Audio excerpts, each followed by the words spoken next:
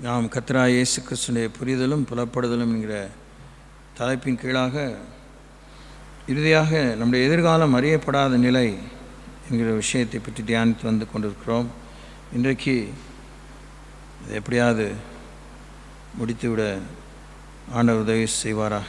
பிரசங்கின் புத்தகத்திலே தியானமாக இருக்கிறோம். 10ஆம் அதிகாரம் 14ஆம் வசனத்தையும் 11ஆம் அதிகாரம் 2ஆம் வசனத்தையும் வாசிப்போம். The book of Ecclesiastes chapter 10 verse 14.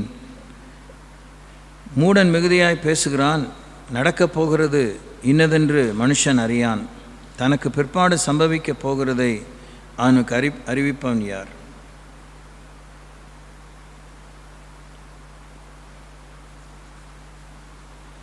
இப்போ இதை பற்றி நான் இன்றைக்கி யோசித்த போது,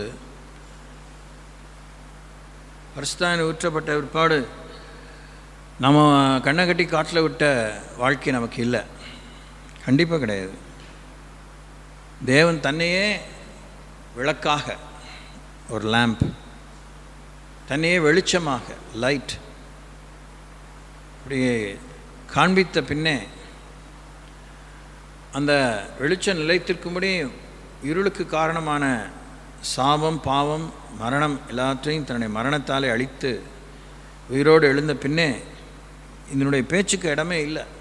அது அப்படி வருகிறது என்று சொன்னால் நாம் இயேசுவுக்கு இடம் கொடுக்காமல் போய்விட்டோம் என்பது தான் பட்டவர்த்தனமான உண்மையாக இருக்கும். அதனாலே மனுஷன் தனக்கு பின்னாடி வரதை 100% அறியாமல் போகலாம். 100% அவர் சொல்கிறதாக இதுவரைக்கும் சொன்னதாகவும் வேதத்தில் இல்லை, சொல்லுகிறதாக ஆண்டவர் வாக்குறுதி தந்ததாக நமக்கு தெரியல, எனக்கு தெரியல. ப்ராபப்ளி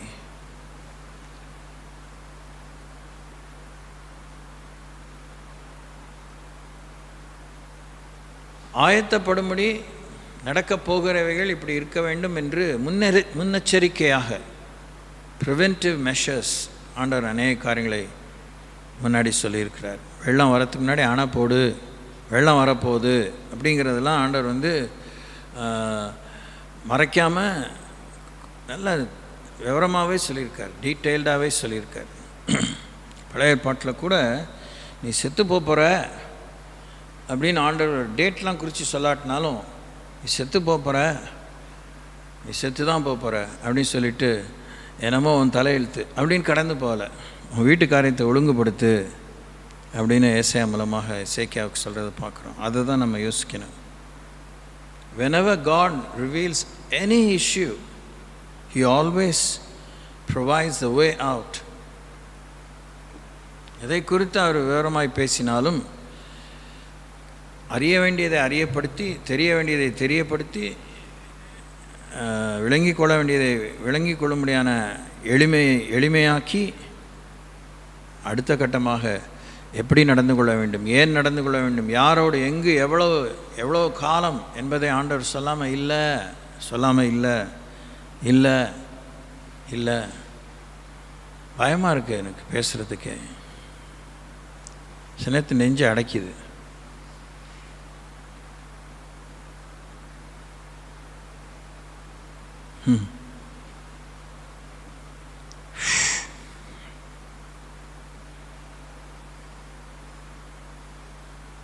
தேவன் சொன்னதை சொல்லலை, எனக்கு தெரியாது அப்படின்னு சொல்கிறதெல்லாம் அவர் அமைதியாக இருக்கிறதுனால, அவர் கவனிக்காமல் இல்லை, அவர் அவமதிப்புக்கு திரும்பி பழிச்சுன்னு ஒரு பதில் சொல்லாததுனால அவர் அவமதித்ததை அவர் அவமதிப்பு என்று கருதாமல் இல்லை. It's really painful, very scary.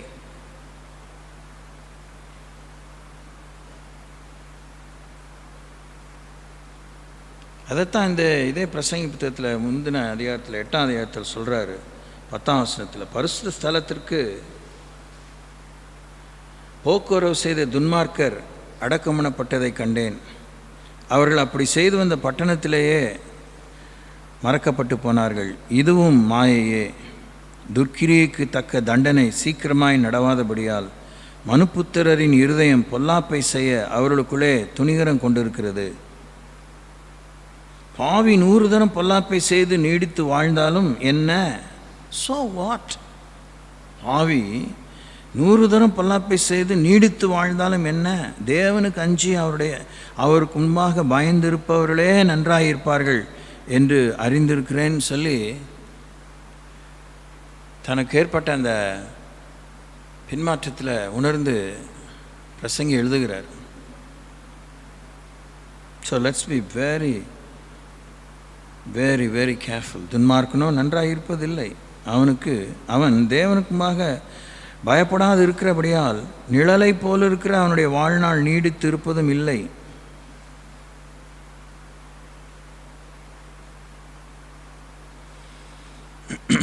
இதெல்லாம் லைஃப் பிரின்சிபல்ஸை பற்றிய அறிவுரைகள்.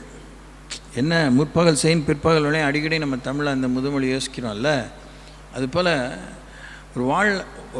ஒரு வாழ்க்கையில் என்னெல்லாம் நடக்குது, கடவுளை மனுஷனாக இருந்தாலும் கடவுளை மனுஷனாக இல்லாட்டினாலும் என்ன நடக்குது, அதே திருப்பி அதே 8ஆம் அதிகாரத்தில் 14ஆம் வசனம், பூமியின் மேல் நடக்கிற வேறொரு மாயான காரியமும் உண்டு, அதாவது துன்மார்க்கரின் கிரியைக்கு வருவது போல நீதிமான்களுக்கும் வரும், நீதிமான்களின் கிரியைக்கு வருவது போல துன்மார்க்கருக்கும் வரும், இதுவும் மாயையே என்றேன்.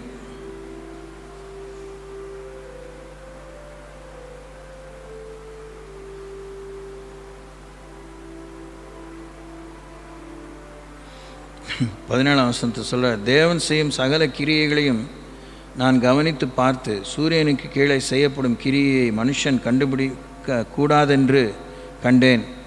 அதை அறியும்படி மனுஷன் பிரயாசப்பட்டாலும் அறிய மாட்டான்.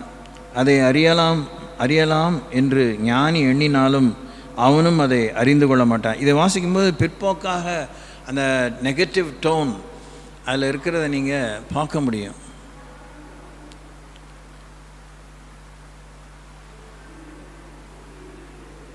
இந்த யோபின் புத்தகத்தில் கிட்டத்தட்ட ஒரு 10 to 15 சாப்டர்ஸ்க்கு பின்ன ஃபைனல் சாப்டர் வரைக்கும் இந்த பிரசங்கின் புத்தகம், இதெல்லாம் நீங்கள் ரொம்ப ஜாக்கிரதையாக பரிசுத்தான துணையோடு கூட சுவிசேஷத்தில் ஜீசஸ் என்ன சொல்லியிருக்கிறாரு, பரிசுத்தான சபைக்கு நிருபங்களில் என்ன சொல்லியிருக்கிறாரு என்பதையும் நீங்கள் வாசித்து ஒப்பிட்டு பார்த்து தான் புரிஞ்சுக்கணும். ஒருதலை பட்சமாக வலிந்து பொருள் கொள்ளக்கூடாது. வேத புரட்டர்களாக நீங்களே மாறக்கூடாது. நமக்கு தேவையானவைகளை ஆண்டவர் சொல்லியிருக்கிறாரு. இந்த மாதிரி ஒரு கிரிட்டிக்கலாக சிக்கல் பிடிச்ச மாதிரி சிக்கு பிடிச்ச மாதிரி இருக்கிற விஷயங்களில் நாம் போய் தலையை விட்டுட்டு இது என்னன்னு பீராயிர புத்தி தான் நமக்கு இருக்குது. அதுலேருந்து தான் விடுதலை பெறது பெரிய விஷயம். நாம் நேருக்கு நேராக பின்பற்ற வேண்டிய எளிமையான கட்டளைகள் உண்டு, அபாரமான கட்டளைகள், அது அற்புதமான கட்டளைகள், ஆச்சரியமான கட்டளைகள், அதிசயமான கட்டளைகள், ஆற்றல் மிக்க கட்டளைகள், அறிவுரைகள்லாம் இருக்குது. அதை நம்ம செஞ்சு முடிக்கிறதுக்கே ஒரு யுகம் நமக்கு தேவை. we need a lot of time. நம்ம இந்த மாதிரி விஷயங்களெல்லாம் புரியாத விஷயங்கள்லாம் போய் புரிஞ்சிக்க பார்த்துட்டு இந்த நம்ம ட்ரெயினில் கேட்ட மாதிரி இந்த டிஃபிகல்ட் கொஸ்டின்ஸ் பற்றி அவங்களுக்கு பேசணும்னு நம்ம தேடுறதை விட நமக்கு சொன்னதை கேட்டு கீழ்ப்படுகிறதே பெரிய விஷயமா இருக்குது. சாக்கு போக்கு, இந்த குதர்க்கமான கேள்விகளுடைய ஒரே மைய தாற்பயம் சாக்கு போக்கு. It's an excuse, it's a pretext. ஏராளமான ஏன் என்கிற கேள்விக்கு உண்மையான இலக்கே இருக்காது பாருங்கள், கருத்தே இருக்காது பாருங்கள்.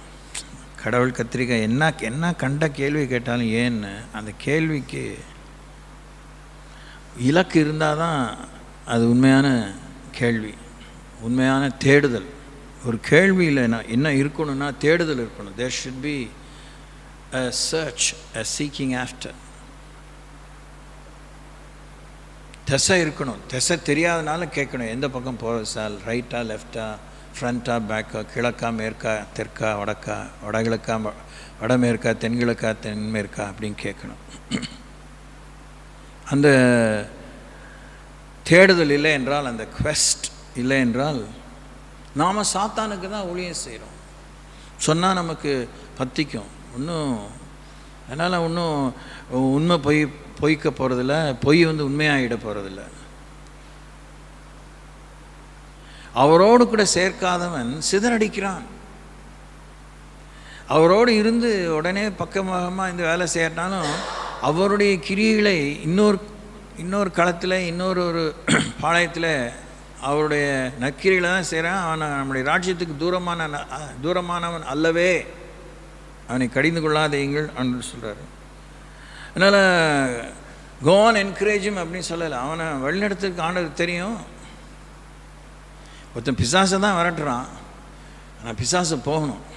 அதை பற்றி ஜீசஸ் ரொம்ப பிரமாதமாக பிசாசு விரட்டுறதை பற்றி ஒரே ஒரு மைய உண்மையை கற்றுக்கணுன்னா, என்ன 6000ன்னா 60,000ன்னா 6 கோடி பிசாசு போனாலும் அந்த இடத்துல உடனே அது சுத்தமான இடத்துல பரிசுத்தாயின்னு வரலைன்னா 6,000 கோடி என்ன 60,000 கோடி பிரச்சனை தான் திரும்பியும் பளிச்சுன்னு திரும்புறதுக்குள்ளே வந்துடும். அதை தான் நம்ம இத்தனை காலமாக சரியாக செய்கிறதில்ல. சிறிய விஷயத்திலும் சரி, பெரிய விஷயத்திலும் சரி. whenever we are delivered from any habitual sinful issues or other kind of useless issues, அதை ரீப்ளேஸ் பண்ணுறதுக்கு அந்த இடத்துல ஒரு நற்கிரிகளை செய்ய ஆரம்பிக்காமல், பரிசுத்தானுக்கு இடம் கொடுக்காமல், கர்த்தருடைய வார்த்தைக்கு இடம் கொடுக்காமல், ஒத்துழைப்புக்கு இடம் கொடுக்காமல் இருப்போமானால் 7 பலத்த கொடிய ஆவிகள் அந்த இடத்துல வர மாதிரி 7 மடங்கு பிரச்சனை வந்துடும். இதெல்லாம் ஜீசஸ் போன போக்கில் சொல்லிட்டு போல, ரொம்ப சீரியஸாக டைம் எடுத்து சொல்லியிருக்கார், அவசியமாக சொல்லியிருக்கார். அவர் ஒரு வார்த்தை வீணாக பேசலை. ஏன்னா மனுஷன் பேச ஒவ்வொரு வீணான வார்த்தைகளுக்கும் கடைசி நாளை கணக்கு கொடுக்கணும்னு சொல்லியிருக்கிற அவர் அப்படி ஒரு வார்த்தையை பேசியிருந்தால் அவர் கணக்கு கொடுக்கணுமே பிதாவுக்கு. அவர் கணக்கு கொடுக்குற நிலையில் இருந்தால் சாத்தான் அவரை சும்மா விடுவானா? By the way, February 14th March 30th வரைக்கும் நாம் ஒரு 46 days உபவாசம் இருக்கலாம் அப்படின்னு சொல்லி நான் விரும்புகிறேன். வழக்கம் போல் அந்த ஹோல் டே இருக்க முடிஞ்சவங்க அட்லீஸ்ட் வீக்லி ஒன்ஸ் அது ஹோல் டே இருக்க பாருங்கள், இஃப் பாசிபிள். இல்லைன்னா usually from morning to 2 o'clock 1 o'clock வரைக்கும் இருந்துட்டு அதுக்கப்புறம் போய் நீங்கள் சாப்பிடலாம். அந்த ஜெபம் நடக்கும், 46 days ஜெபம் நடக்கும். வர நாளைக்கு புதன்கிழமை, அடுத்த புதன்கிழமையிலேருந்து இந்த ஜெபம் நாம் செய்ய இருக்கிறோம். ஜெபம் செய்வோம், செய்து கொண்டே இருப்போம், மாற்றம் காணும் மட்டும். ஏன்னா நம்ம எல்லாமே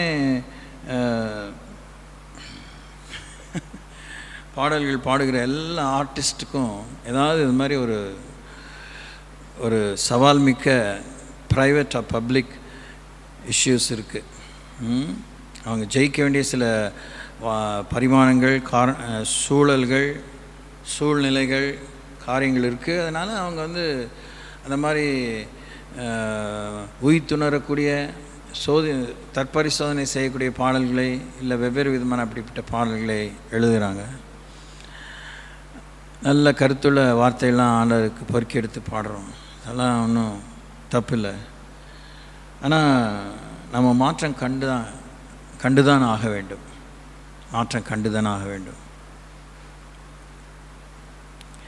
எனக்கு ஒரு விஷயம் ரொம்ப காலமாகவே இந்த புதிய பாடல்களை டவுன்லோட் பண்ணுறது எப்படின்னு தெரிஞ்சுக்கிட்ட பிற்பாடு சில நேரத்தில் ரொம்ப ரேராக எத்தனை வியூஸ்ன்னு சொல்கிறாங்களே, எத்தனை பேர் இதை பார்த்தாங்க, எத்தனை பேர் விரும்பினாங்க அப்படின்னா அது வாட்கா கண்ணாப்பின்னான்னு எழுதி லட்சக்கணக்கான மக்கள் பார்த்தாங்க, அப்படி பார்த்தாங்க, இப்படி பார்த்தாங்க, இதுதான் ஹிட் ஆஃப் த டே, இதுதான் விமர்சையாக பாடப்பட பாடல். இப்போ நான் இது எனக்கு உணர்ந்த ஒரு விஷயம். நான் அவங்கள விமர்சிக்க எனக்கு என்ன தகுதியோ யோகியதை கிடையாது, அது எனக்கு அவசியம் இல்லை, அது என் வேலையும் இல்லை. ஆனால் எத்தனை கோடி பேர் நம்ம பாட்டை பார்த்தாங்க, விரும்பினாங்கங்கிறத விட இயேசுவை எத்தனை பேர் கண்டாங்க? அத்தனை லட்சக்கணக்கான பேரில் ஒருத்தர் அந்த பாட்டு மூலமாகவும் அந்த காரியத்து மூலம் இயேசுவை கண்டேன். I was born again, I was touched, I was delivered, I was healed அப்படின்னு சொல்கிறவங்க, வாழ்க்கையிலே மாற்றம் கண்டேன், இயேசு எனக்குள்ளே உருவானார், இயேசு எனக்குள்ளே பிரவேசித்தார் என்று சொல்கிற டெஸ்டிமனி ரொம்ப ரேர் தான். ஒன்றுமே இல்லாமல் இருந்திருக்காது. சில பேர் சொல்கிறாங்க, அந்த பாட்டு கேட்கும்போது எனக்கு ஆறுதலாக இருந்துச்சு, அதை கூட நான் விமர்சிக்க விரும்பலை. இதெல்லாம் நம்ம யோசிக்க வேண்டிய நேரத்தில் இருக்கும். ஏன்னா நமக்கு பின்னே நடக்கிறது இன்றைக்கி அது ஒரு உலக மக்களை வஞ்சிக்கிற சாத்தானுடைய ஒரு டூல். அது பேர் தான் மனித நேயம், மத நல்லிணக்கம், சமுதாய நல்லிணக்கம், கூடி வாழ்கிற ரிலிஜியஸ் டாலரன்ஸ், மத நல்லிணக்கம், சகிப்புத்தன்மை,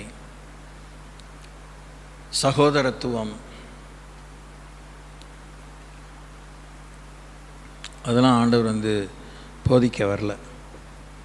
சகோதர ஸ்நேகம் நிலைத்திருக்க கடவுள்னு ஆண்டவர் சொல்லாமலும் இல்லை. இதெல்லாம் நமக்கு தெரிஞ்சும் தெரியாமல் ஒவ்வொரு பெரிய பெரிய அரணான சுவர்களாக இருக்குது. தேவனை காண முடியாமல், அறிய முடியாமல், கேட்க முடியாமல், அந்த பக்கம் கிராஸ் பண்ண முடியாமல் இருக்கக்கூடிய தடைகளாக இருக்குது. ஸோ மூடன் மிகுதியாய் பேசுகிறான், நடக்கப் போகிறது இன்னதென்று மனுஷன் அறியான், தனக்கு பிற்பாடு சம்பவிக்கப் போகிறதை அவனுக்கு அறிவிப்பவன் யார்? ஊருக்கு போகும் வழியை மூடன் அறியாததினால் அவன் தொல்லை ஒவ்வொருவரையும் இழைக்க பண்ணும். ராஜா சிறு பிள்ளையுமாய் பிரபுக்கள் அதிகாலமே உண்ணுகிறவருமாய் இருக்கப்பட்ட தேசம் அதுக்கு ஐயோங்கிறார். ராஜா குலமகனுமாய் பிரபுக்கள் வெறிக்க உண்ணாமல் பலன்குள்ள ஏற்ற வேளையிலே உண்கொள்ளுமாய் இருக்கிற தேசம் பாக்கியம் உள்ளது. இதெல்லாம் ஒரு குடும்பத்துக்குள்ளேயே ஆரம்பிக்கக்கூடிய நிர்வாக ஒழுங்குகள், நிர்வாக சௌகரியங்கள். அது பெரிய சமுதாயம், இன்னும் பெரிய சமுதாயம் ராஜாங்கம்.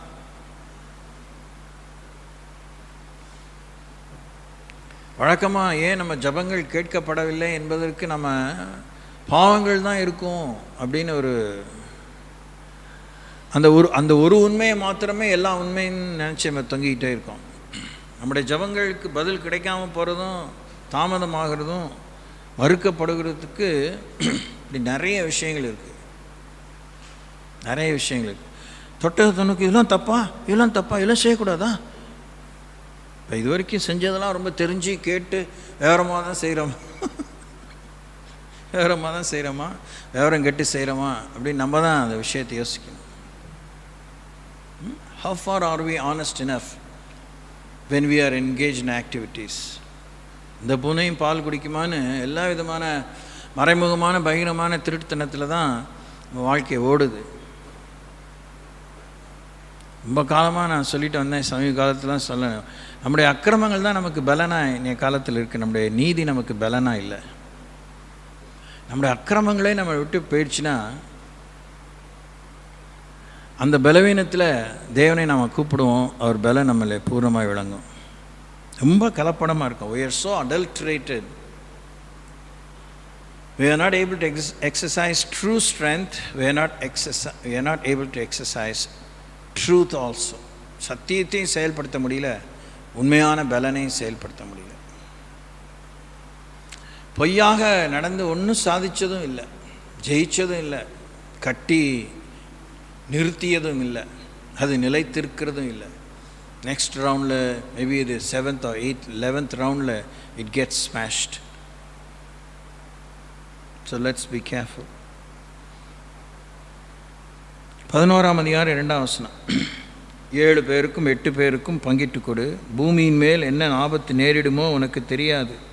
உன் ஆகாரத்தை தண்ணீர் மேல் போடு, அநேக நாட்கள் பின்பு அதன் பலனை காண்பாய். 7 பேருக்கும் 8 பேருக்கும் பங்கிட்டு கொடு, பூமியின் மேல் என்ன ஆபத்து நேரிடுமோ உனக்கு தெரியாது. மேகங்கள் நிறைந்திருந்தால் மழையை பூமியின் மேல் பொழியும், மரமானது தெற்கே விழுந்தாலும் வடக்கே விழுந்தாலும் விழுந்த இடத்திலேயே அது கிடக்கும்.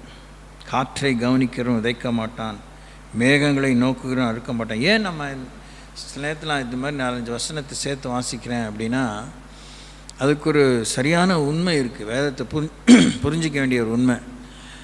ஏன்னா பிரசங்கி புத்தகம், நீதிமொழிகள் புத்தகம், உன்னத பாட்டு, புலம்பல், இன்னும் ஏசாயானுடைய ஒரு சில அதிகாரங்கள், எரேமியானுடைய அதிகாரங்கள், வேதத்தில் இருக்கிற சில புத்தகங்களில் இருக்கிற அதிகாரங்கள்லாம், குறிப்பாக சங்கீதத்தில் ஏராளமான சங்கீதம் எல்லாமே கவிதை நடையிலே, கவி நடையிலே எழுதப்பட்டது. கவி நடையினுடைய ஒரு பெரிய மைய ஒழுங்கு என்னவென்றால், பல கருத்துக்களை கோர்த்து தான், அந்த எம்ப்ராய்டரின்னு ஒன்று இருக்குல்ல, அது மாதிரி அந்த தையலிலே பின்னி பிணைந்து பல தையல்களோடு சேர்ந்து அது நல்ல ஒரு உருவம் கொண்ட ஒரு ரோஜா. அந்த எம்ப்ராய்டரிக்கு பின்னாடி, அந்த துணிக்கு பின்னாடி பார்த்தா ஒரே கொச்சன்னு இருக்கும், கண்ணா பின்னான்னு பார்க்க சகிக்காது. ஆனால் நாம் பார்க்க வேண்டிய பக்கத்தை பார்த்தா அருமையான ஒரு பூ அந்த துணியில் வரைஞ்சிருப்பாங்க, ஒரு வீட்டை வரைஞ்சிருப்பாங்க, ஒரு சீனரியை வரைஞ்சிருப்பாங்க. அதுபோல தான். ஸோ இந்த பொயட்டிக் ஸ்டைலில் எழுதுனதுனால அந்த ஒரே ஒரு வார்த்தை மாத்திரம் உருவி அதுக்கு நம்ம அர்த்தம் காண முடியாது, அர்த்தம் காணக்கூடாதும் கூட. அது குறைவான வெளிச்சத்தை தான் நமக்கு தரும். வெளிச்சம் தரும், வேத வசனத்தில் எதுவுமே இருள் இல்லை, வெளிச்சம் தரும், but will be insufficient. So அந்த முன்னே ஒரு 5-6 வசனங்கள், பின்னே ஒரு 5-6 வசனங்களை, பல விஷயங்களை நீங்கள் வாசிக்கணும். நீங்கள் சில ஆங்கில ஆய்வு வேதாந்தங்களை நீங்கள் வாங்கி படித்து பார்த்துருப்பீங்கன்னா, அதில் பிரிண்ட்லேயே சில அதிகாரம்லாம் 30-40 வசனம் இருக்கும், 60 வசனம் கூட இருக்கும், 76 வசனம் கூட இருக்கும். அப்போது பத்தியாக அதை பிரிச்சிருப்பாங்க, பேராகிராஃபாக இடம் விட்டு இல்லாமல். ஒரு கருத்து மாறும்போது அங்கே ஒரு சின்ன ஒரு அடையாளம் போட்டிருப்பாங்க, ஒரு சைன் இருக்கும். அது பைபிள் திறந்த உடனே அந்த 2வது-3வது பக்கத்தில் எழுதியிருக்கும், இந்த வேதத்தை எப்படி உபயோகிப்பது, இந்த வேதம் எப்படி உபயோகிக்கப்பட வேண்டும், இந்த வேதத்தில் என்னெல்லாம் பிரித்து சொல்லப்பட்டிருக்கிறது, இதை விளங்கி கொள்வதற்கு, இது உங்களை முழு உபயோகமாகுவதற்கு வேண்டிய குறிப்புகள் அப்படின்னு அந்த அடையாளங்களெல்லாம் போட்டு, அது பக்கத்தில் இந்த அடையாளம் எதை சுட்டிக்காங்க, இதெல்லாம் தீர்க்க தரிசனம், இது நிறைவேறின தீர்க்க தரிசனம், இது நிறைவேற வேண்டிய தீர்க்க தரிசனம், இது கடைசி கால குறிப்பு, எஸ்கட்டாலஜிக்கல் இஷ்யூ, இது இயேசுனுடைய பொன்மொழிகள், these are words of Jesus, these are parables, அப்படின்னு நிறைய குறிப்பு, 12-16 குறிப்பு இருக்கும். நேரம் எடுக்க தான் வேணும். உங்களுக்கு காரியம் புரியலைன்னா அந்த முதல் பக்கத்தில் போயிட்டு இந்த சைன் என்ன சொல்லுதுன்னு போயிட்டு அதை திருப்பி இங்கே வந்தோன்னா மார்க் 8ஆம் வசனத்தில் இருந்து ஒரு கருத்து வருதுன்னா அந்த கருத்தை பற்றி தான் இயேசு 10 வசனம் சொல்லியிருப்பார், 2 வசனம் சொல்லியிருப்பார், ஒரே வசனம் சொல்லியிருப்பார். அது நம்ம திருப்பி படிக்கும்போது தான் அந்த கருத்து நமக்கு விளங்கும். அந்த கருத்திலே ஈடுபாடாக இருக்கிற அந்த நபர் யார், அந்த சூழல் என்ன, அது மத சம்பந்தமாக, அரசியல் சம்பந்தமான விஷயமா, ஆன்மீக சம்பந்தமான விஷயமா, ஒரு தனிப்பட்ட மனுஷனுடைய விஷயமா, அது சாபமா, அந்த சாபம் தீரும் காரியம் என்ன, ஏன் அதை ஆண்டவர் அதை ஏன் ஆண்டவர் எடுத்து பேசுகிறார், சுட்டி காண்பித்து பேசுகிறார், அதை எதோடு சம்பந்தப்படுத்தி பார்க்கிறார், அது ஏற்கனவே முன்னுரைக்கப்பட்ட இறைவாக்கு மறுபடியும் நினைவுபடுத்தப்படுகிறதா, இதெல்லாம் நீங்கள் புரிஞ்சிக்க முடியும். அப்போ நம்முடைய தடுமாற்றங்கள், வலிந்து பொருள் கொள்கிற காரியம் எல்லாம் பைபிளில் சொல்லியிருக்கார் ஆண்டவர் அப்படின்னு சொல்ல. பைபிளில் எல்லாம் தான் சொல்லியிருக்காரு. யாருக்கு சொல்லியிருக்கிறாரு, ஏன் சொல்லியிருக்கிறாரு, எதுக்கு சொல்லியிருக்கிறாரு, அது நமக்கு நடக்குமா, அது நம்ம வாழ்வில் அபியாசிக்கலாமா, இதெல்லாம் நமக்கு தேவை.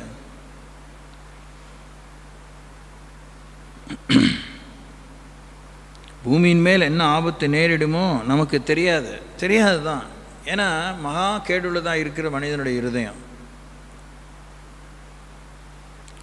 பயப்படுறாங்க, உலக நாடுகள் பயப்படுறாங்க, எல்லாம் ஒருத்தனை விழுங்குற மாதிரி தான் அணு ஆயுதங்களை வச்சுருக்குறாங்க, கொன்று குவிக்கக்கூடிய பயாலாஜிக்கல் வெப்பன்ஸ் வச்சுருக்குறாங்க, மாஸ் டிஸ்ட்ரக்ஷனுக்கு வேண்டி எல்லாம் வச்சுருக்குறாங்க.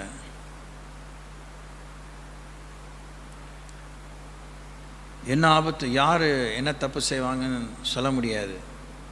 எல்லாம் இப்போ களத்தில் இறக்கி பார்க்குறாங்க. இப்போது நம்ம ஓஎஃப்டியில் அந்த டெஸ்டிங் ரேஞ்ச் இருக்குல்ல, டமால் டிமில் டொப்பு டொப்பு டப்புன்னு அடிக்கடி சத்தம் கேட்கும். அந்த புல்லட், அந்த ரைஃபிள்லாம் எப்படி வேலை செய்யுது, அந்த ஃபயரிங் கெப்பாசிட்டி எப்படி இருக்குது, அது வெலாசிட்டி எப்படி இருக்குது, அதோடய ஸ்பீட் எப்படி இருக்குது, அது டார்கெட் போய் ஹிட் பண்ணுதா, அடிக்குதா, அது அடித்தவொடனே என்ன விளைவு, அதெல்லாம் ஃபுல்லாக A to Z அவங்க ரிப்போர்ட் எடுக்கிறாங்க. அதை யூஸ் பண்ணும்போது அந்த சோல்ஜருக்கு ரீகாயில் எப்படி ஆகுது, தோள்பட்டை பிச்சுக்குதா, தாங்க முடியுதா, இஸ் இட் ஹேண்டில் பண்ண முடியுதா, தூக்கி சுமக்க முடியுதா. நமக்கு ஆண்டவர் ஆயுதங்களை கொடுத்துருக்காரு. நமக்கு ஆண்டவர் 12 வரங்களை கொடுத்துருக்காரு, 9 வரங்களை கொடுத்துருக்காரு. 9 விதமான 9 சுளையான கனிகளை கொடுத்துருக்கிறாரு. ஆனால் ஊழிய வரங்களோடு சேர்த்து பார்க்கும்போது 12க்கு மேலே இருக்குது. எல்லாத்துக்கும் எல்லா வரத்தையும் கொடுக்கல. ஒவ்வொரு வரத்தையும் எவ்வளோ உபயோகிக்கிறோமோ அதுக்குரிய அந்த உத்தமத்தை பார்க்குறாரு, உறுதியை பார்க்குறாரு, விடாமுயற்சியை பார்க்குறாரு. அதில் ஏற்படும் பிழையை உணர்ந்து திருத்தி கொள்வதை ஆண்டவர் கவனிக்கிறாரு. அவருடைய நாமத்துக்கு நிந்தையை கொண்டு வரும். அந்த வரத்தை பெற்றவனே தேவனுக்கு விரோதமாக குதிங்கால தூக்குவானா, ஆண்டவர் அவனை இழந்து போகக்கூடாதுங்கிறதான் பார்ப்பார் வெளியே, வரத்தை எடுக்கிறதுல அவருக்கு முக்கியம் இல்லை. அப்போ அந்த வரம் தான் அவனுக்கு இடைஞ்சலாக இருந்தால் வரத்தை எடுப்பார். இல்லை வரம் செயல்பட முடியாமல் அது டார்மெண்ட் ஆயிரும். எவ்வளோ விஷயங்களை ஆண்டவர் பார்க்குறாரு. கான்ஸ்டன்ட்லி இஸ் வாட்சிங் ஓவர் அஸ். இப்போது பிகினிங் ஆஃப் க்ரியேஷன்லேருந்து முடிவு மட்டும் உன் எதிர்காலம் என்கிட்ட இருக்குது. உன் எதிர்காலம் நான் தான் உன் எதிர்காலம் சொல்கிறாரு. நம்ம எதிர்காலம் ஏதோ இடம் போல் இருக்குது, ஏதோ ஒரு நிலம் போல் இருக்குது, ஏதோ ஒரு பெரிய மாளிகை கூட கோபுரம் போல் இருக்குது அப்படின்னு நம்ம நினச்சிட்டு போமா இருக்கும். நம்ம எதிர்காலம் இயேசு தான். Whole future is the very person of Jesus. we have to come to terms with that.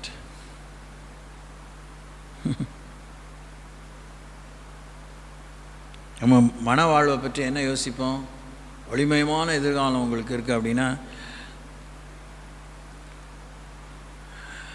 Retire ஆன காலத்துக்கு ஒருபாடு புது வாழ்வா, அது என்ன வாழ்வு அப்படின்னு யோசிச்சுருப்போம். ஒன்று நமக்கு இப்படியே இந்த பூமியிலேயே மண்ணோட ஆத்மா ஒட்டி இருக்கனால நம்முடைய எதிர்காலம்லாம் இந்த மண்ணுக்கு அடுத்த விஷயங்கள், மண்ணில் இருக்க பொண்ணு, மண்ணில் இருக்கிற கல், மண்ணில் இருக்கிற அது இது இப்படி தான் யோசிச்சுட்டு இருப்போம்.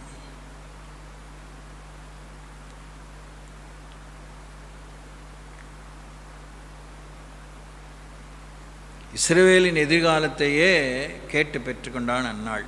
ஆனால் அப்போ அவளுக்கு தெரியாது. when she was making such a request to God, she didn't know.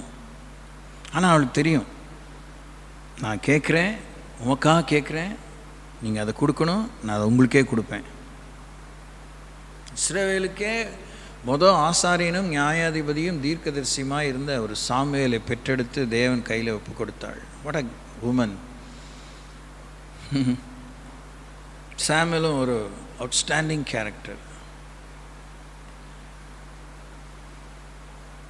Okay, so நாகாரத்தை தண்ணீர் மேல் போடு, அநேக நாட்கள் பிற்பாடு பலனை காண்பாய், 7 பேருக்கு 8 பேருக்கும் பங்கிட்டு கொடு, பூமியின் மேல் என்ன ஆபத்து நேரிடுமோ உனக்கு தெரியாது.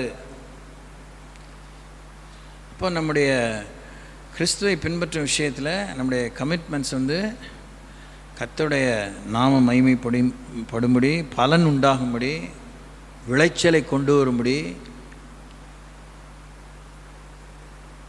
ஒரு காணி பூமி இருந்தால், நஞ்சையாக இருந்தால் நெல் தான் ப்ரிடாமினெண்ட்டாக ஓகே விவசாயம் பண்ணுங்கள்.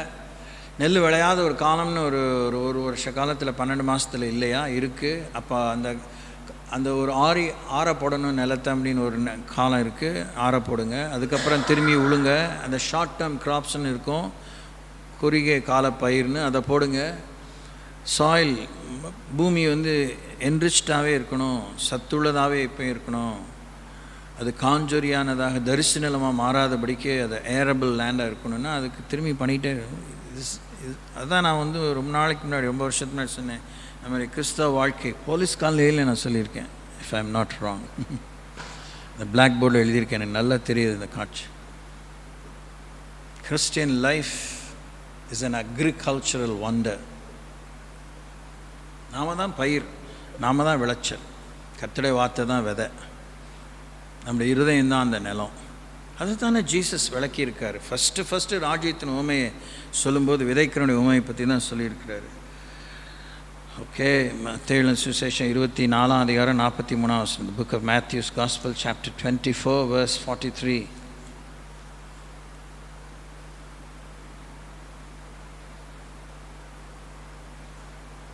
திருடன் இன்ன ஜாமத்தில் வருவான் என்று வீட்டெஜமான் அறிந்திருந்தால் அவன் விழித்திருந்து தன் வீட்டை கண்ணமிட விட்டான் என்று அறிவீர்கள். திருடன் இன்ன ஜாமத்தில் வருவான்னு அவனுக்கு தெரிஞ்சுதான் அவன் ஜாக்கிரதையாக இருந்திருப்பான். திருடன் இன்ன ஜாமத்தில் வரான்னு தெரியாது, சொல்லிட்டு வரமாட்டான். இப்போ எப்படி இருக்குன்னா நமக்குள்ள இது ரொம்ப பர்ஃபெக்டாக எல்லா விஷயத்துக்கும் அப்ளை பண்ண முடியாது. இன்றைக்கி இருக்கிற இந்த மாடர்ன் டெக்னாலஜியில் கூட பயம் நம்மளை எவ்வளோ பிடிச்சிருக்குன்னா, நம்ம வீட்டை சுற்றி செக்யூரிட்டி கேமராஸ் இருந்தாலும் சிலருடைய வீட்டிலலாம் ஆட்டோமேட்டிக் வெப்பன்ஸே இருக்குது. நீங்கள் நம்புவீங்களோ இல்லையோ, இட்ஸ் ஆல் தேர். அதெல்லாம் நான் கதையை சொல்லிகிட்டு இருக்க இஷ்டப்படல. இருக்குது, வாசலில் நுழையும் போதே சென்சார் அதெல்லாம் இருக்குது. That much I know. அங்கேருந்தே துப்பாக்கி சூடு நடக்கக்கூடிய அளவுக்குலாம் இருக்குது. எல்லாம் ரோபோ தான், ரோபோஸ் மூலமாக, எந்திர மனிதர்கள் மூலமாக சின்ன சின்ன ஆட்டோமேட்டிக் வெப்பன்ஸ். என்ன இருந்தாலும் மனுஷனுக்கு பயம் இருந்துச்சுன்னா அவனை சுற்றி குண்டே இருந்தாலும், அவன் குண்டு குகைக்குள்ளே இருந்தாலும் அவன் பயமே அவனை கொண்டு வரும். அவனுக்கு எதை ஃபஸ்ட்டு யூஸ் பண்ணணும், எதை செகண்ட் யூஸ் பண்ணணும், எதை டிஃபென்சிவாக அஃபென்சிவாக யூஸ் பண்ணணும்னு அவனுக்கு தெரியாது. ஆக திருடன் என்ன நேரத்தில் வரான்னு நமக்கு தெரியாததுனால நம்ம ஆயத்தமாக இருக்க மாட்டேங்கிறோம். அவன் இந்த நேரத்தில் வருவான்னு நமக்கு தெரிஞ்சால் எப்பயும் ஆயத்தமாக இருப்பான். அவன் சொல்லாமல் தான் வருவான். எப்பயும் ஆயத்தமாக இருங்கன்னு இயேசு வாய்மொழியாக சொல்லவும் செஞ்சிட்டார். ஸோ நம்ம அப்படி தான் இருக்கணும். அவன் பிசாசு வெக்கங்கட்டவன் தான். நம்ம அசரும்போது தான் வருவான். அவன் நம்ம அசர மாட்டோன்னு உட்காந்துருப்போம் வைராக்கியமாக அசதியை கொடுப்பான். உண்ட மயக்கம் தொண்டனுக்கும் உண்டுன்னு அப்படி ரைட்டாக கண்ணை அசருவோம். அப்போ தான் வேலையை அந்த கேப்பில் அவன் வேலையை முடிச்சிடுவான். ஏன்னா இவ்வளோ வருஷமாக அதிலேயே தான் கவனமாக இருக்கான். அதனால் அவன் திறமைசாலி. அவனுக்கு புத்தி இருக்குதுல்ல, திருட்டு புத்தி தான். திருட்டு புத்தி திருடி இப்படி திருடலாம், அப்படி திருடலாம், அங்கே திருடலாம், இங்கே திருடலாம், இப்படி அதான் தெரிஞ்சு தான் அவன் திருட்டு தொழிலில் கில்லாடியாக இருக்கிறான். நாம் கர்த்தருடைய வசனத்தில் அவ்வளோ பழகலை. நீதியின் வசனத்தில் பழகியிருந்தால் வசனத்தை கொண்டு நம்ம நச்சமாகவே நச்சுன்னு வாழலாம், நல்லா சாதிக்கலாம், சாதனையாக நிற்கலாம், உலகம் பிசாசு மாயை ஜெயிக்கலாம். தேவனால் பிறப்பதான் உலகத்தை ஜெயிக்குங்கிறது மெய்யாகும். கிறிஸ்துவை அறிகிற அறிவுக்கு விரோதமாக எழும்புகிற மேட்டிமையான சிந்தனைகளை நம்ம சிறைப்படுத்தலாம். வாழ்வழிக்கும் அப்பமாகவே நமக்குள்ளே கர்த்தருடைய வார்த்தை இருக்கும்.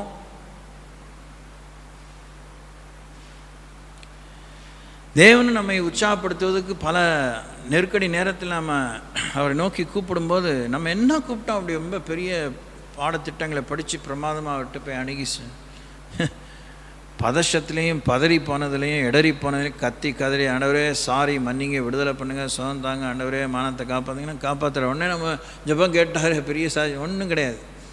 அதை நம்ம திரும்பி சாதாரண நேரத்தை செஞ்சு பார்க்குறதுக்கு நமக்கு தெரியாது. ஏன்னா that was done in a fix. நான் வசனத்தில் பழகியிருந்தால் எங்கேயுமே செய்யலாம். Price the Lord. தப்பில்லாமல் செய்யலாம், திரும்பி செய்யலாம், சொல்லி செய்யலாம். இதெல்லாம் எத்தனையோ பரிசுத்தவான்கள் வாழ்க்கையில் அப்படி உண்மையாக இருந்திருக்கு. டேவிட் யாங்கிச்சோ வாழ்க்கையில் அப்படி இருந்திருக்கு. So many other many servants of God. ஆனால் அதுக்கு வேலை இருக்குது. என்ன வேலை? உழைப்பு, விடாமுயற்சி.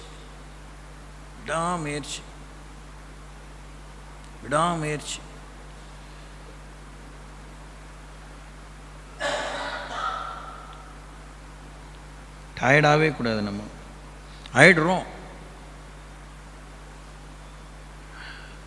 அதனால் அனுதாபப்படலாமா? அனுதாபப்படுறதுனால என்ன லாபம்? ஒரு லாபம் இல்லை, நஷ்டம்தான், அழிவு தான். பரவாயில்ல, புரிஞ்சுக்கிறேன். புரிஞ்சுக்கிட்டாலும் என்ன அதனால் நமக்கு என்ன? உடனே நமக்கு ஏற்பட்ட நஷ்டம் லாபமாக மாறிட போதா? தாமதம் உடனே அடுத்த மின்னல் வேகத்தில் நமக்கு நடக்க வேண்டியது நடந்துட போதா? எதுவுமே கிடையாது. உண்மையான ஒரு பயிற்சியாளர், மென்டர், ட்ரெயினர், கோச் கராராக தான் பேசுவார். நான் என்ன புரிஞ்சிக்க வேண்டியிருக்கு?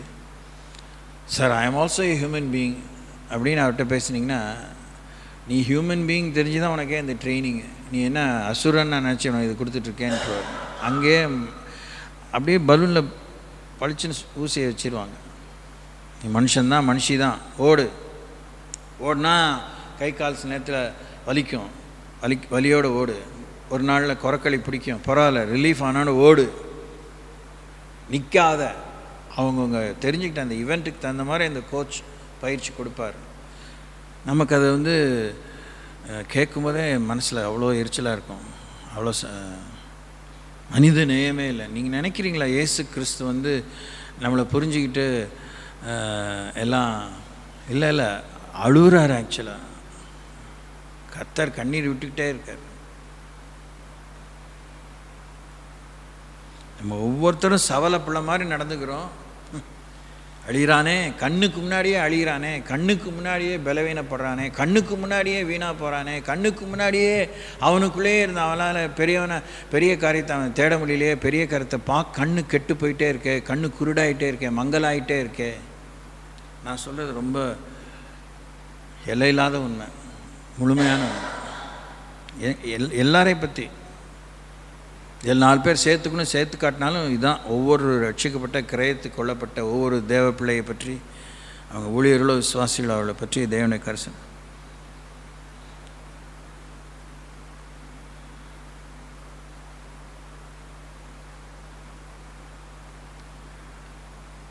அந்த ப்ரொஃபஷனலாக சில விஷயத்தெல்லாம் செய்கிறவங்க பார்த்திங்கன்னா, ஒரு நாள் கூட அவங்க வேலையை அவங்க லீவ் எடுத்துக்கிறதுக்கு இஷ்டப்பட மாட்டாங்க. எடுத்துக்கிட்டாலும் ஒரு இடத்துக்கு போகிறாங்க வச்சுக்கோங்களேன், அங்கே போய் அங்கே எக்ஸசைஸ் பண்ணிகிட்ருப்பாங்க.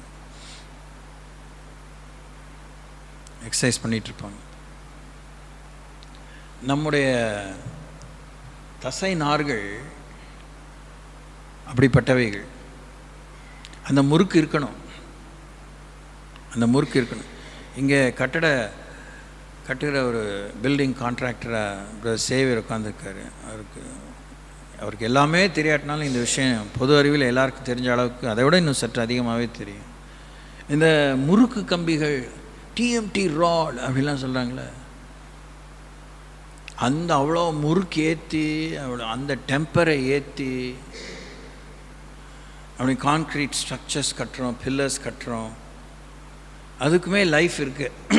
அந்த மிக்சர்லாம் கரெக்டாக போட்டு எல்லாம் மிஞ்சி போனால் 100 இயர்ஸ்க்கு மேலே யார் லைஃப் சொல்கிறதே இல்லை. எல்லாம் ஒரு காலத்தில் இருந்தது. இப்போல்லாம் 60-40 இயர்ஸுக்கு தான் பில்டிங்கே இருக்குது. அதுக்கப்புறம் அவங்களே அது டெமலிஷ் பண்ணணும், அது வேறு டிசைனாக கட்டணும்னே திட்டம் பண்ணி தான் அந்த லைஃப் தான் கொடுத்து தான் மெட்டீரியலே உண்டாக்குறாங்க.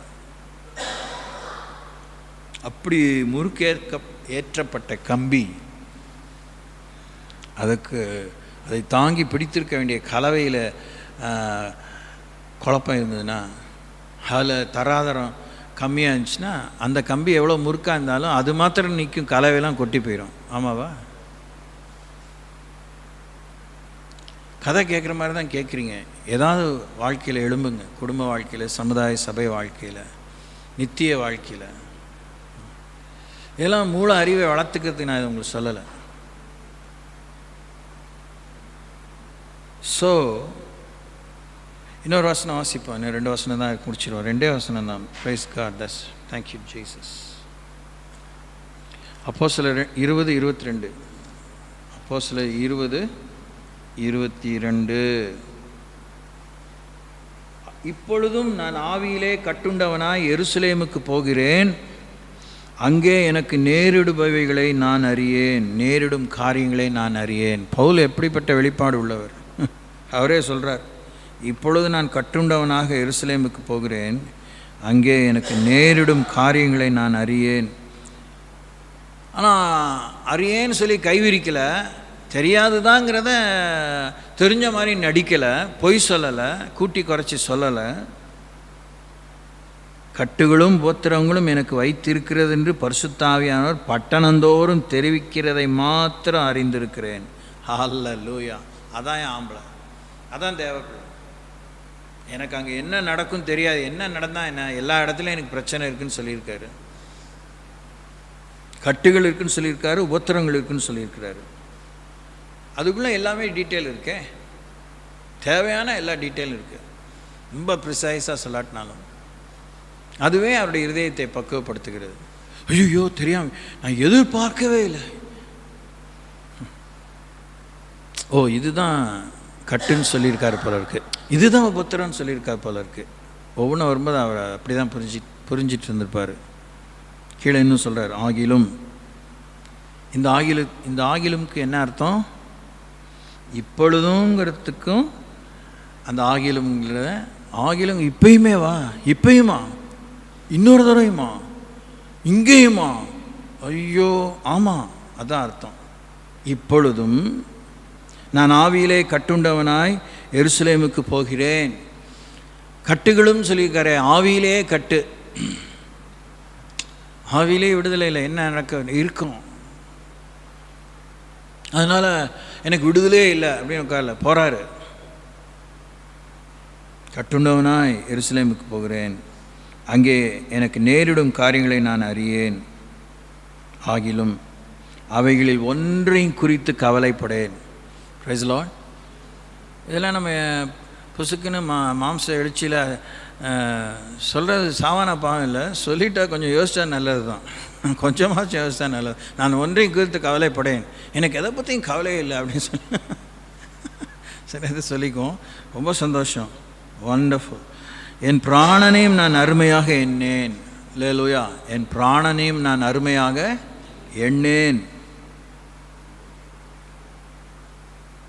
என் ஓட்டத்தை சந்தோஷத்தோடு முடிக்கவும் தேவனுடைய கிருபையின் சுவிசேஷத்தை பிரசங்கம் பண்ணும்படிக்கு நான் கர்த்தராகிய இயேசுவிடத்தில் பெற்ற ஊழியத்தை நிறைவேற்றவுமே விரும்புகிறேன். ஏகாரம். அப்போ என்ன தெரிஞ்சா என்ன தெரியாட்டினானே, நமக்கு ஏற்கனவே சொல்லிட்டார், வானத்தில் பூமியில் சகல அதிகாரம் எனக்கு கொடுக்கப்பட்டிருக்கு, ஆகியா நீங்கள் புறப்பட்டு போய் சகல ஜாதிகளையும் சீஷராக்கி பிதாக்குமார் பரிசுத்த நாமத்தினால ஞானஸ்தானம் கொடுத்து நான் உங்களுக்கு கட்டளையிட்டெல்லாம் கை கொள்ளும்படி அவர்களுக்கு உபதேசம் பண்ணுங்கள், இதோ உலகத்தின் முடியும் சகல நாட்கள் எங்களோடு இருக்குது. அதுக்கு மேலே ஆண்டவனை திருப்பி என்ன சொல்லணும்? மார்க் 15:16 அதிகாரம் 15-20 வரைக்கும் சொல்லும்போது அடையாளங்களோடு சொல்கிறார், விசுவாசிக்கலாம் நடக்க அடையாளங்களாகனு சொல்கிறார். இதில் அவங்கள பின்தொடரும்பா, போங்கப்பா, நீங்கள் போகிற இடத்துல வசனத்தை அற்புதங்களாம் அடையாளத்தை உறுதிப்படுத்துவேன்னு சொல்கிறார். 20ஆம் வசனத்தில் இலவசமாக பெற்றீங்க, இலவசமாக கொடுங்க அப்படின்னு சொல்கிறாரு.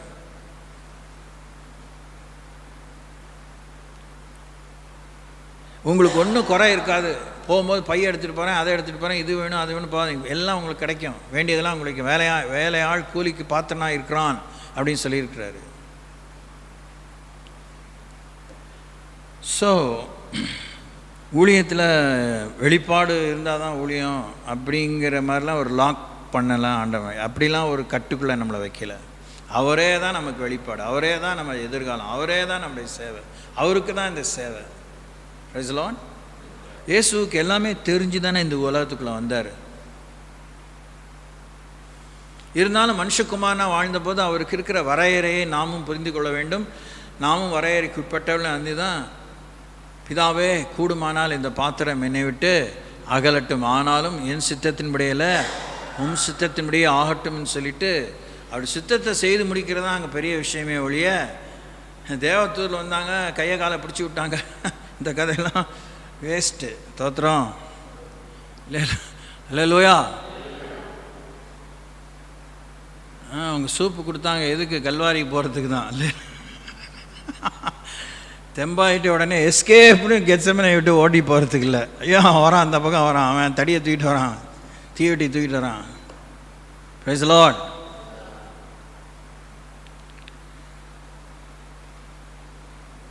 இன்னொரு முறை அந்த பகுதி அடுத்த வசனத்தை வாசித்து முடிச்சிடுவோம். இப்பொழுது நான் ஆவியிலே கட்டுண்டவனாக எருசலேமுக்கு போகிறேன். அங்கே எனக்கு நேரிடும் காரியங்களை நான் அறியேன். கட்டுகளும் உத்திரவங்களும் எனக்கு வைத்திருக்கிறது பரிசுத்தாவின பட்டணந்தோறும் தெரிவிக்கிறதை மாத்திரம் அறிந்திருக்கிறேன். ஆகிலும் அவைகளில் ஒன்றை குறித்து கவலைப்படேன். என் பிராணனையும் நான் அருமையாக எண்ணேன். என் ஓட்டத்தை சந்தோஷத்தோடே முடிக்கவும் தேவனுடைய கிருபையின் சுவிசேஷத்தை பிரசங்கம் பண்ணும்படிக்கு நான் கர்த்தராகிய இயேசுவிடத்தில் பெற்ற ஊழியத்தை நிறைவேற்றவுமே விரும்புகிறேன். அல்லேலூயா. இன்னும் சொல்கிறார், இதோ நான் உங்களுக்குள்ளே சஞ்சரித்து தேவனுடைய ராஜ்யத்தை குறித்து பிரசங்கம் பண்ணினதை கேட்டவர்களாகிய நீங்கள் எல்லாரும் இனி என் முகத்தை பார்க்க மாட்டீர்கள் என்று அறிந்திருக்கிறேன். நமக்கு பார்க்க முடியல, அதுங்க பெரிய சீன் விடுறதுக்கு முன்னாடி ப்ரீஎம்டிவாக சொல்ல, என் மூஞ்சே நீங்கள் இனிமேல் பார்க்க மாட்டீங்க, அதனால் ஒன்றும் பெரிய பிரச்சனைலாம் பண்ணிகிட்டு இருக்க வேண்டாம், தோத்திரம், நீங்கள் பார்க்க வேண்டிய ஒரே மூஞ்சி இயேசு, சத்தமே இல்லை. அல்லேலூயா. நம்மளே காணப்பட வேண்டிய ஒரே மூஞ்சி இயேசு.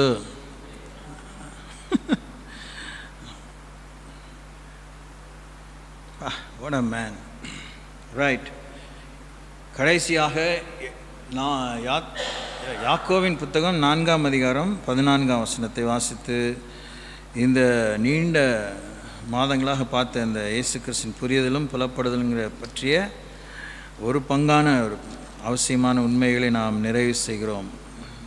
யாக்கோபு 4:14 என்ன வாசிக்கிறோம்? நாளைக்கு நடப்பது உங்களுக்கு தெரியாதே, உங்கள் ஜீவன் எப்படிப்பட்டது?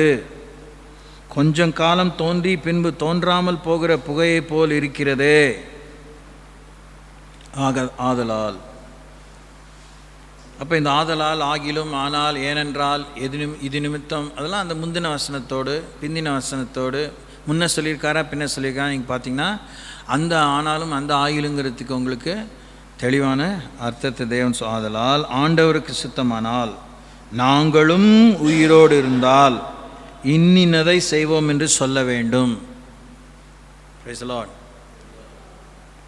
ஆதலால் ஆண்டவருக்கு சித்தமானால் நாங்களும் உயிரோடு இருந்தால் இன்னினதை செய்வோம் என்று சொல்ல வேண்டும்.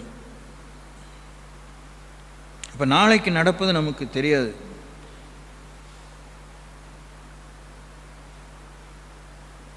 நாளை நம்முடையதல்ல, ஒரு நாள் பிறப்பிப்பதை நீ அறியாயே அப்படின்னு நீதிமொழி 27:1 வாசிக்கும்.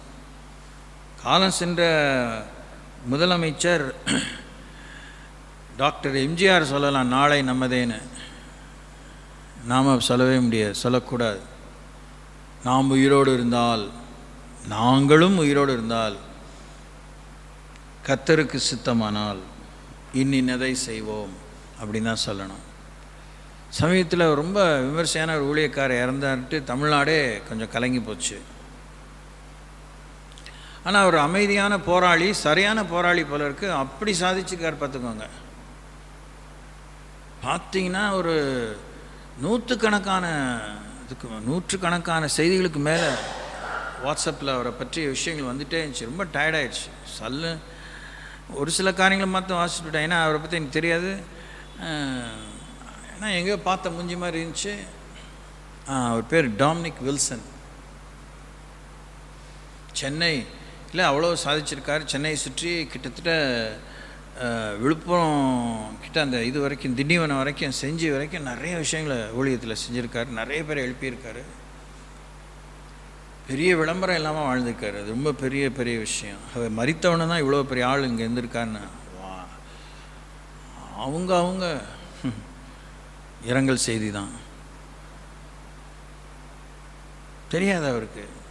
that he is going to die the very next day. சிலர் ஆச்சரியமாக இருக்குது, சிலருக்கு தெரியுது.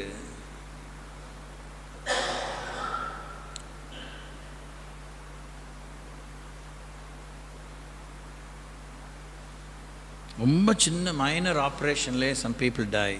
ரொம்ப மேஜர் ஆப்ரேஷனில் புசுக்கு நல்லா பழச்சி அட்டகாசமாக உசுரோடு இருக்காங்க. ஒன்றுமே இல்லாமல் நார்மலாகவே அவங்க டைம் முடிஞ்சிச்சின்னு போனவங்க இருக்கிறாங்க.